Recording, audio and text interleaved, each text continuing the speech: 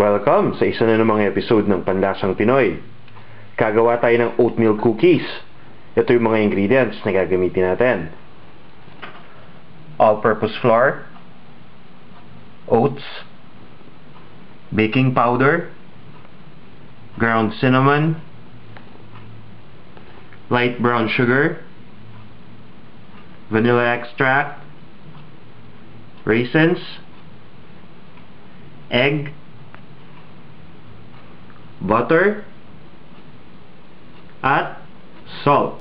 Umpisa na natin ang paggawa ng oatmeal cookies.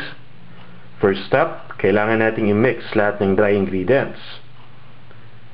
Nandito na yung bowl na mayroong laman na all-purpose flour. Ihahalo na lang natin yung salt. Then, isusunod natin yung ground cinnamon. Then, yung baking powder. After nating makumbine yung mga ingredients, kailangan lang natin itong haluin mabuti. Once na mahalo na natin ito mabuti, isi-set aside lang natin to. Next step, kailangan lang nating ilipat yung butter sa isang mixing bowl. At dapat softened na to, or napalambot na natin ng konti. And then, gagamit lang tayo ng isang electric mixer para i-beat ito. Once na creamy na yung texture ng butter, gradually nating ilalagay yung light brown sugar, and then tutuloy pa rin natin ngayon yung pagbibeat hanggang sa maging fluffy na yung texture.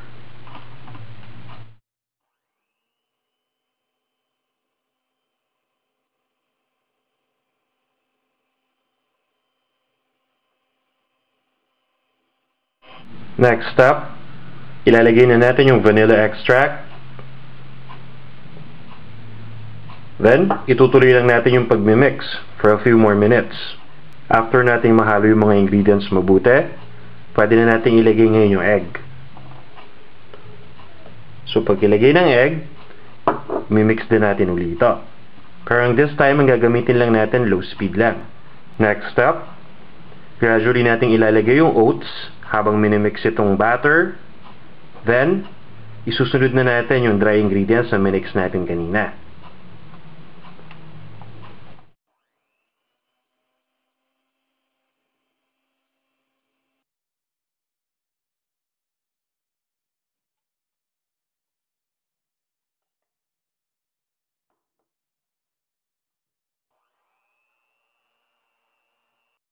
After nating ma-mix everything together, ilalagay na natin yung raisins.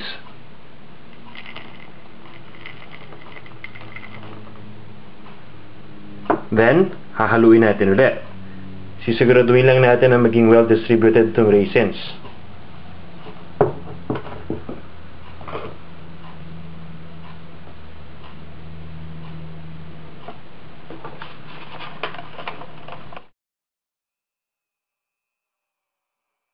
Next step, kukuha lang tayo ng isang cookie sheet or baking tray.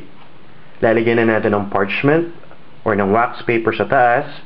And then, magsuscoop na tayo ng mixture o ng batter na na-mix natin kanina. Kung gusto ninyong mas malaking cookie, ang kailangan ninyong i-scoop mas marami. So, ang gagawin natin doon, after nating ma-scoop, ilalagay lang natin dito sa taas ng wax paper.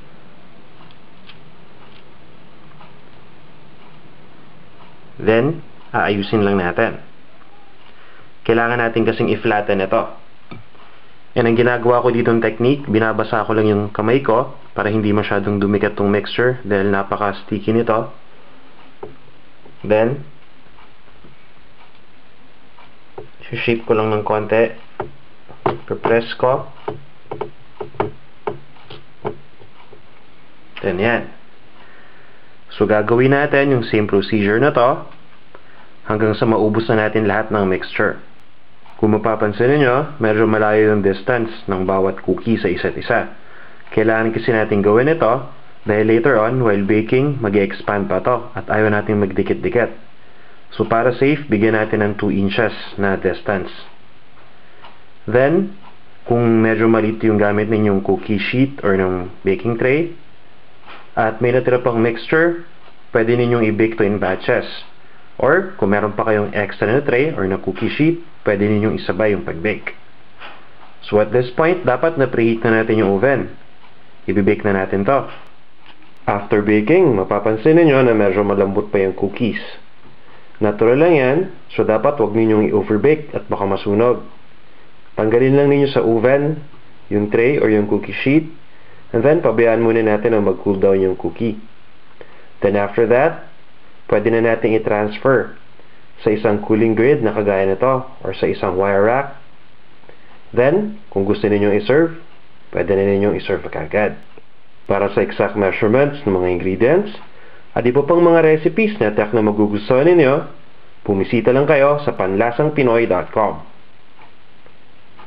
Ito na ngayon ang ating oatmeal cookies.